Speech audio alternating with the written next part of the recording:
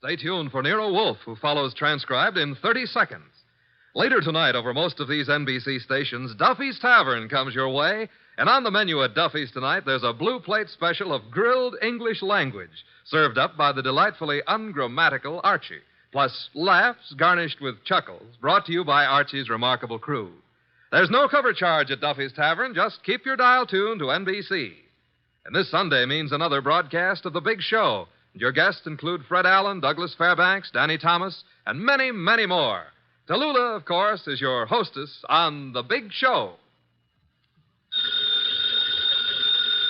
Ladies and gentlemen, that phone bell means adventure. Hello? Hello? The young man answering the phone is Archie Goodwin. The mountain of a man engaged in deep thought in the oversized armchair is Nero Wolfe. Mr. Wolfe, we've got a case. I'm not sure whether somebody's going to kill a rabbit or a rabbit is going to kill somebody, but either way, it's going to be murder. Please, Mr. Wolfe, even orchids have to eat. Phooey. Yes, sir, Mr. Wolfe will take the case. As a matter of fact, he's working on it right now. Money, work. Bah. Greatest detective in the world. Only trouble is, he is.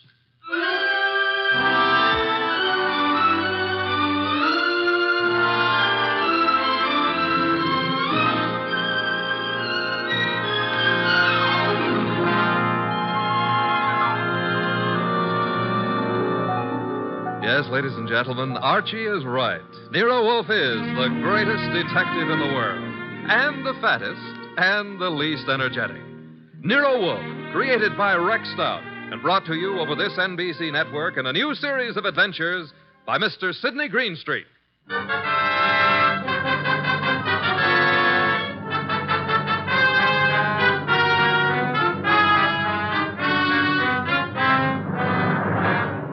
Tonight, it's the case Nero Wolfe likes to remember as the case of the friendly rabbit. He sometimes prefers his proverb scramble.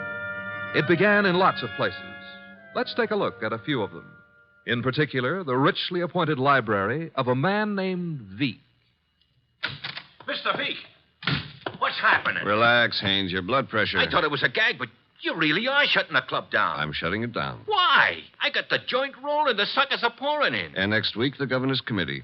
Huh? It's moving out of Baylor County. Our joint enterprise is in Baylor County. I think the club needs a rest. Crime committees so rarely admire gambling. Oh, that's different. So it is. The club needs a rest. You need a vacation. Florida, perhaps? I don't like Florida. Pick any place you like, just so long as you get out of reach of a subpoena. The heat's on, huh, boss? You've just coined a phrase that may very well catch on. Get out and stay out of the state until I send for you. Okay, Mr. Veek. Sure, Mr. Veek. Marshal? Yeah? That about covers us in Baylor, am I right? You're right. The dear governor's dear committee will be sorely disappointed. However, I doubt it'll give up quite so soon. I wouldn't think so. Therefore, have the truck driver deliver another shipment of carrots to the rabbit farm. Eh, Marshal? Okay, boss.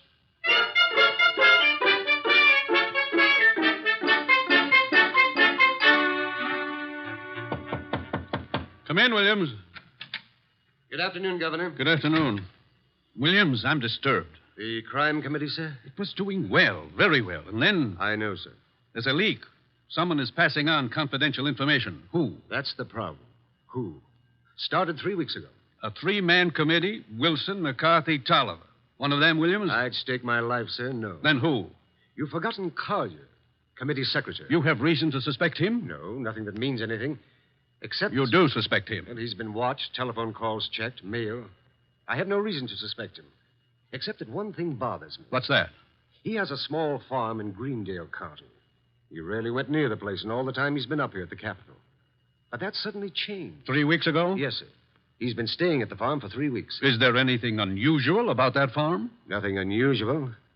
Except Jimmy Collier has gone in for raising rabbits.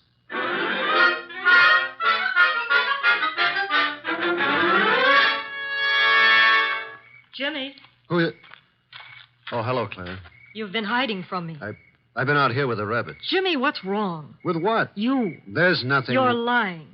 We grew up together, remember? We live next to each other, Jimmy.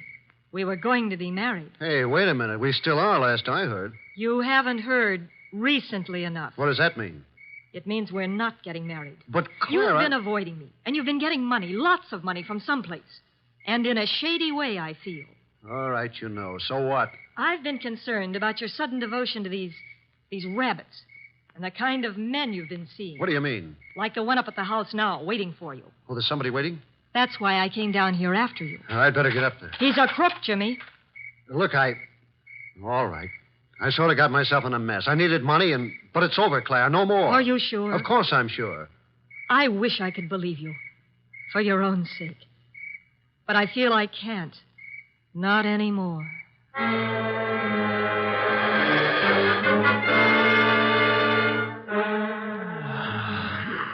Archie, Yes, Mr. Wolfe. either stop breathing so heavily or Take the evening off? stop breathing. Old Dr. Tidmouse wouldn't approve of that. Who in blue and assorted blazes is old Dr. Tidmouse? My family doctor. Mavis keeps your puny mind, but you don't have a family. Answer the phone. Oh, but it might be a case. It might be very important. It might mean work, Mr. Wolfe. Archie, WORK. You've got millions in the bank. Why worry? confound you. Do you want me to answer that phone myself? Now you've got me. No, Mr. Wolfe. Couldn't let you knock yourself out lifting a telephone receiver. Nero Wolfe's office, Archie Goodwin speaking. What? Wait, Mr. Wolfe is to go up to Greendale at... Oh, now, look, friend. Mr. Wolfe does not go anywhere, and that includes Greendale. He wouldn't stir out of the house for anybody short of the... What? I see. Yes, sir, in an hour. Goodbye.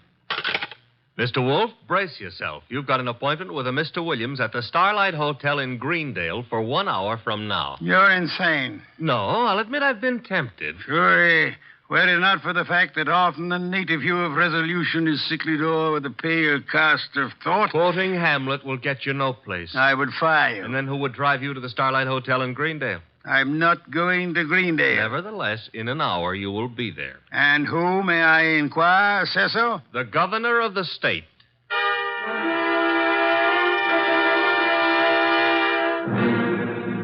Is that all, Mr. Williams? That, Mr. Wolfe, is all anyone knows about the situation. Except the guilty man, of course. An admirably clear summary, Mr. Williams. Obviously, our meeting here at the hotel was necessary. I couldn't be seen entering your house, nor would it have been advisable for you to visit the governor. I can appreciate that. You're quite sure I need pay no attention to anyone on the committee except James Collier? Quite sure. Police surveillance of Collier is deemed unwise. He has suddenly taken interest in rabbits, but although keeping them may perhaps be considered suspicious, it is hardly in itself of value. You have no other evidence against Collier? I know we're clutching at straws, Mr. Wolfe, but there is a leak and work is being nullified. Something must be done. Hence the governor's call for you. Very well, sir. I shall attempt to be more than a man clutching at a straw. I said attempt. Archie, unpack. We shall stay at Greendale near Collier and his rabbits.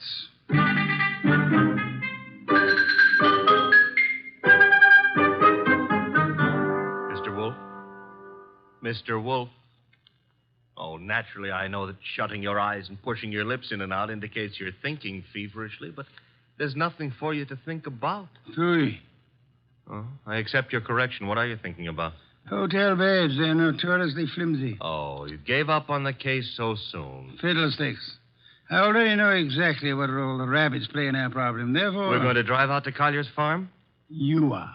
While you test the hotel beds, fine. It'll be necessary for you to spend the night at Collier's place. You'll drive out there and pretend you've lost a cylinder or something. Oh, a lost cylinder. Oh, fine. Confound you, Archie. You can invent something plausible as a pretext, and if you are properly charming, Mr. Collier will, I hope, invite you to stay the night. And during the night I sleep, happily breathing the fresh country air. Trust not. Okay, Mr. Wolfe, I accept the assignment. I will learn all I can from Mr. Collier's rabbits. Incidentally, remember the play Harvey? I do? Why? Harvey was an invisible rabbit, a figment of a man's imagination. I hope this rabbit venture is more tangible, Mr. Wolfe. It is, Mr. Goodwin. Will you desist and depart? Okay. Oh, if anyone calls, just say I've gone out to Greendale to cross-examine a rabbit. Archie, I think you're going to be quite surprised. Yes.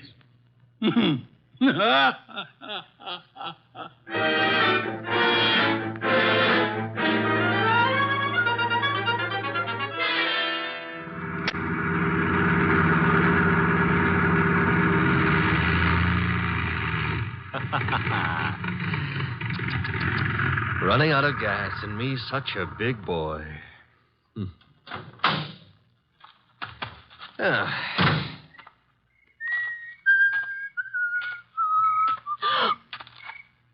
Hello. Hello? That tree a friend of yours? The tree? Yeah, the one you're clutching. Oh, I was leaning against it. It's an idea, but not a good one. Trees are notoriously skittish. The instant you really need one, they're out sowing wild oaks or something. You sound as if you know a lot about trees. Oh, I do. I was brought up in one. Look, now, if you really have to lean, I can recommend No, thanks. Huh? I tried. Nice moonlight we're having. My name is Goodwin, and blondes call me Archie. I'm not blonde. Brunettes call me Archie, too. And what do redheads call you? Oh, we'll just skip that, huh? And your name is... Claire. Claire. I approve. Now, you may not believe this, but I have just run out of gas. You think I might wangle some up at your house? My house?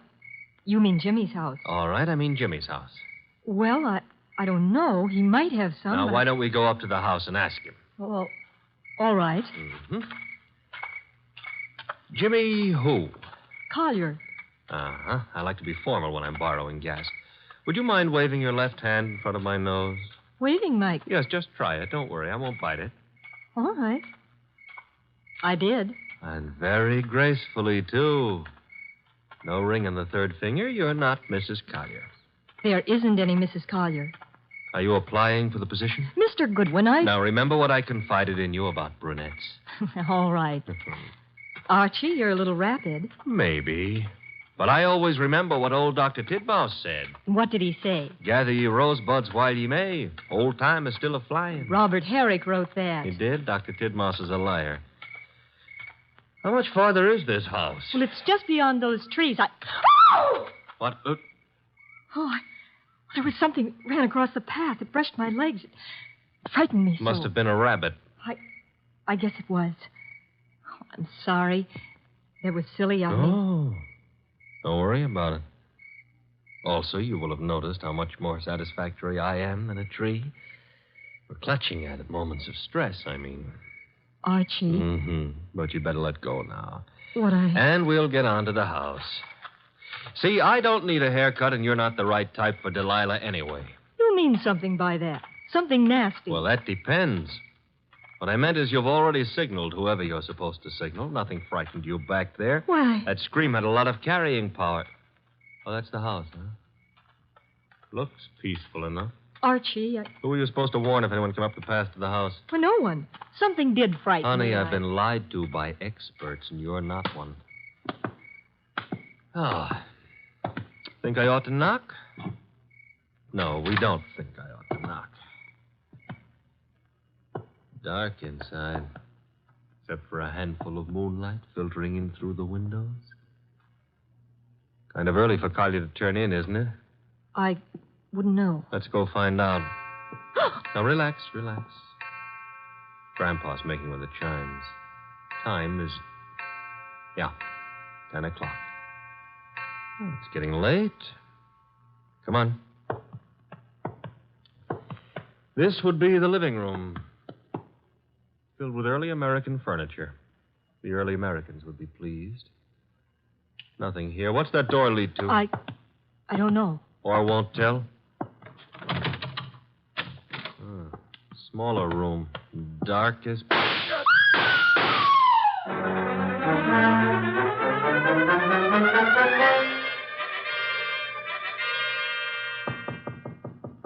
Come in.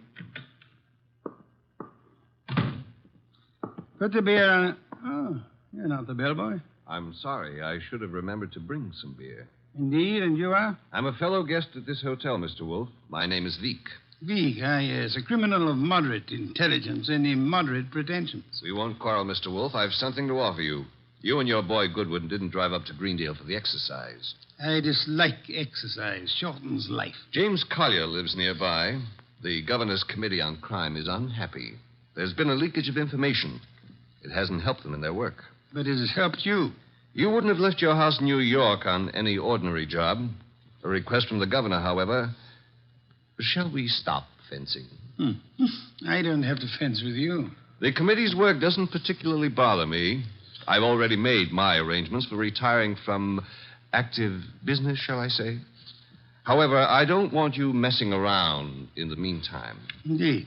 In your effort to discover how the committee's information leaked out, you might also discover a number of things about me that I prefer to remain undiscovered. No one has employed me to do anything about you, sir? Not directly, but indirectly you might have to.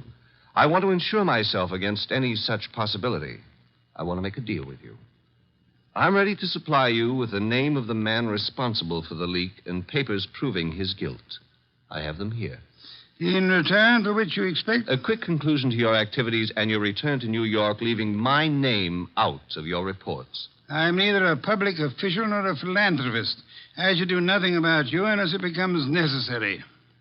You may remove your hand from your pocket. You wouldn't dare shoot me.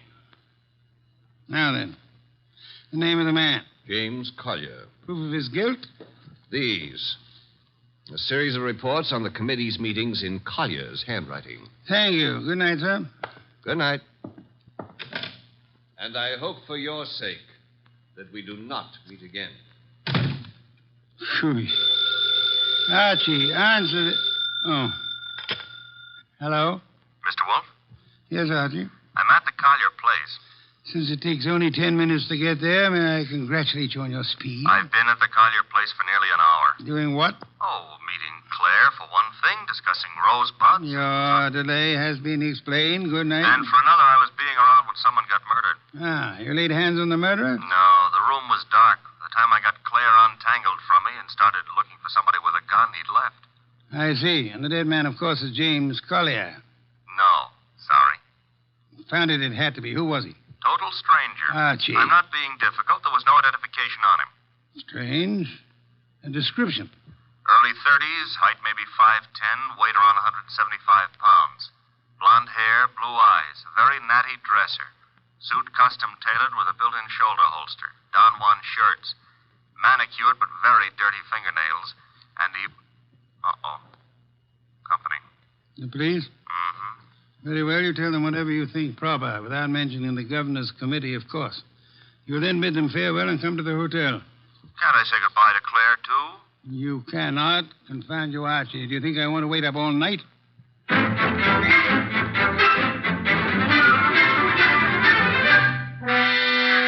Police were not happy about letting me go, but I threatened to tell you on them, so they gave up. You have told me the entire story of what occurred at the Collier farm, Archie? Mm-hmm. All details. If you like, I wouldn't mind repeating the parts about Claire. Phooey. You may call it phooey, I call it love. By the way, did you know that it was Robert Herrick who wrote that poem? Confound you, be quiet. Okay, push your lips around, but you've missed something. I have? Mm-hmm. The burning question of the day. Night, rather. Which is? Where is James Collier? Ah. Stop buying. The cops want him on suspicion of murder. The way it shapes up, he shot our unknown pal and then headed for the nearest border. Nonsense. Mean he didn't shoot our unknown pal? I mean, Collier's whereabouts are not a mystery. You know where he is? I know where he is. I don't believe it. You couldn't know. You haven't been out of the hotel. You haven't had any calls. Archie, I use my intelligence. If you had used yours instead of holding the girl... I still wouldn't know where Collier is. Never mind. I'm impressed. What do I do now? You get Mr. Veek on the phone. Huh? He's staying here at the hotel. Oh, old home week. Operator. Mr. Veek, please. Hello? Hello, Mr. Veek. Who is this? Mr. Wolfe wants to speak with you. Just a second. Here you are, sir. Thank you. Mr. V, where were you at 10 o'clock? Why, on my way to the hotel. You checked in at... 10:15, then came directly to your room. One other question. You have an employee, a man in his early 30s, blonde-haired, blue-eyed, and well-dressed. Am I correct? Yes, that is Marshall. No, that was Marshall. Good night, sir. Having done that, whatever it meant, we now go to sleep? So we go to the Collier farm. Okay, but why? Because, Archie, The time has come to cross-examine the rabbits.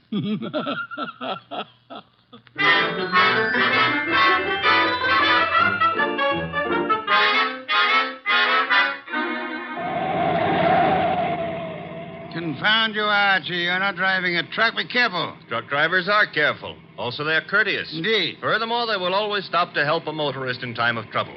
Archie, are you training to become a truck driver, or have you fallen in love with a truck driver's daughter? Her name is Susie, a hair the color of wheat fields at high noon. Never mind turning purple. I'm about to change the subject. Boss, I have a theory. Stick to truck drivers. As follows. Our boy Collier, who'd been selling information to Veek, had a change of heart and decided to turn ethical. But Veek's man, Marshall, at Veek's orders, tried to apply pressure, so Collier shot him and headed for Canada. And the girl's roll? Was to brighten my life. Oh, you mean about her playing sentry? Well, she's in Veek's employ, too. Phooey. Don't like my theory. It's charming. It merely happens to be wrong. Merely happens to be... Why is it wrong? Because, Archie, of a dead man's dirty fingernails, Marshall's fingernails. Oh. Well, you made me bring you to the rabbit hutches. We have arrived. There are the rabbits. Go ahead, cross-examine them. Good many hutches. A large pen for the rabbits to run about in. Notice that they're all cowering at the far end of the pen, ran as we entered. That's because they don't like us, maybe, huh? One of them, however, seems to be friendly. The one up here, and at the corner opposite us. Oh, yeah, there is one here. He's not friendly, Mr. Wolfe. Indeed? He's dead. Somebody stove in his skull. Interesting. What's interesting about a dead rabbit? He may be dead now, Archie, but he was friendly. Too friendly.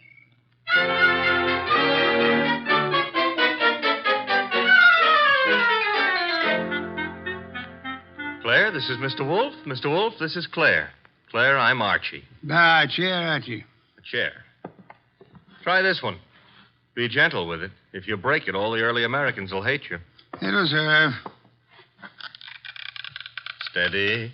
Well, now then. Mr. Wolfe, I'm dreadfully tired. The police have... Are idiots. What? For example, do they know that you were posted as sentry outside this house in order to warn James Collier of any intrusion? Well, they don't... I wasn't. Do they know that James Collier and the dead man Marshall were quarreling? No. Do they know that James Collier had armed himself in preparation for this meeting with the gunman? That isn't true. It is true. I don't have to say anything. You've already said more than enough with your actions, my dear. What do you mean? According to Archie's report, and Archie is always meticulously accurate, when you and he opened the door of the room in which the murder took place, you screamed at the shots. Well, of course. Any girl would scream with... Then you clung to Archie with sufficient force and for sufficient length of time to prevent him from chasing the murderer. Why? Because you had seen and recognized the murderer as the man you loved. It was too dark to see anything. True. Therefore, you didn't have to see the man. You thought you already knew who the killer had to be. That's a lie. You're shielding James Collier, aren't you? I'll never admit any of it. Never. May not be necessary. Archie.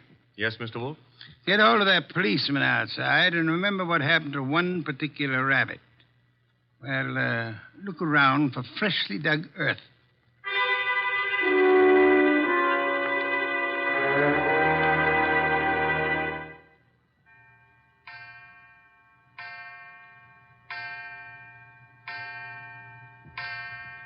Midnight.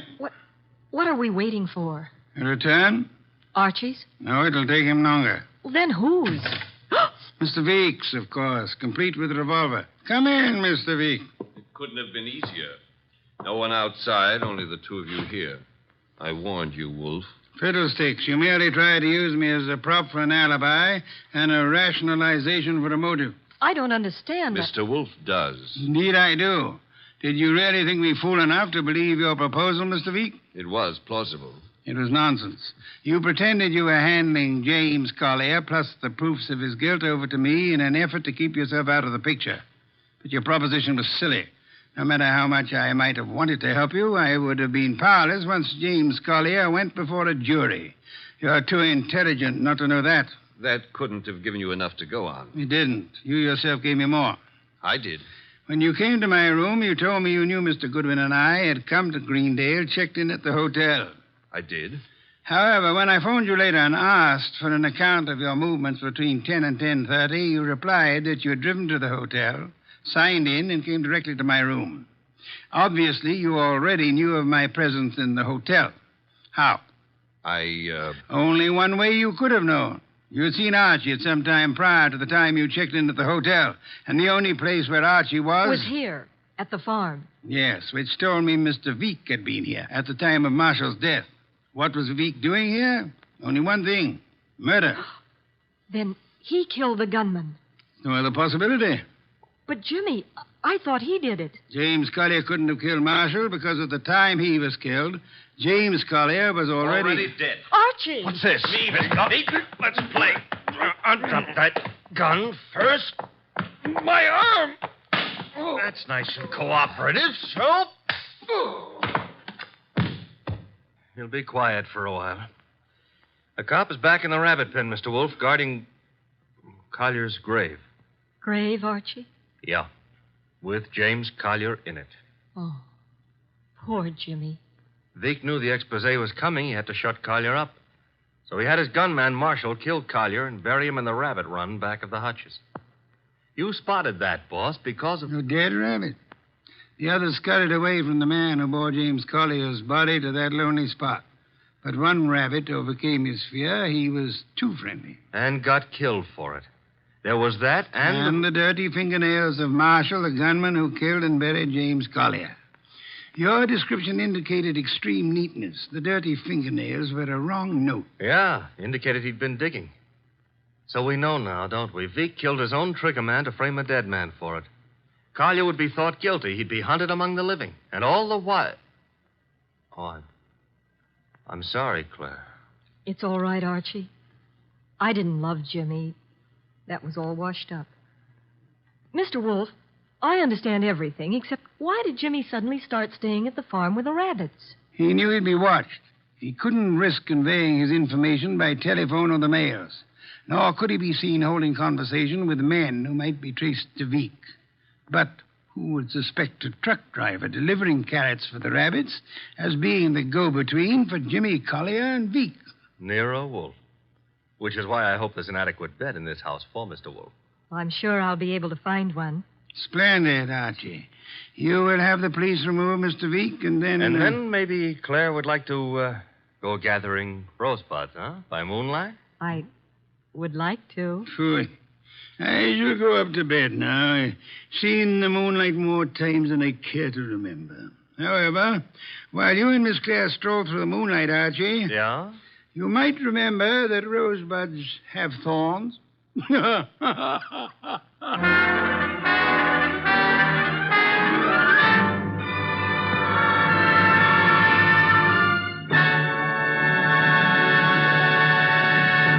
You have been listening to The New Adventures of Nero Wolfe, starring Sydney Greenstreet.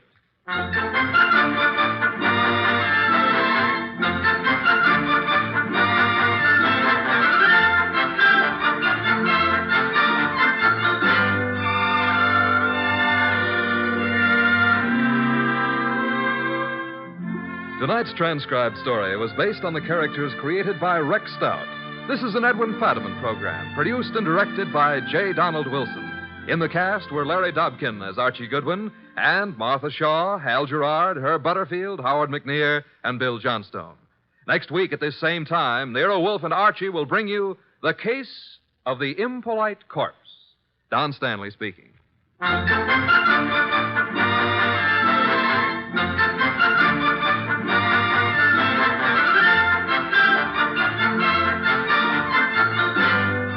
Three chimes mean good times on NBC. There's no cover charge at Duffy's Tavern. Just keep your dial on this NBC station this evening as Archie the Manager, played by Ed Gardner, and his remarkable friends serve up another blue plate special of grilled English language, fresh laughs and whimsy a la mode.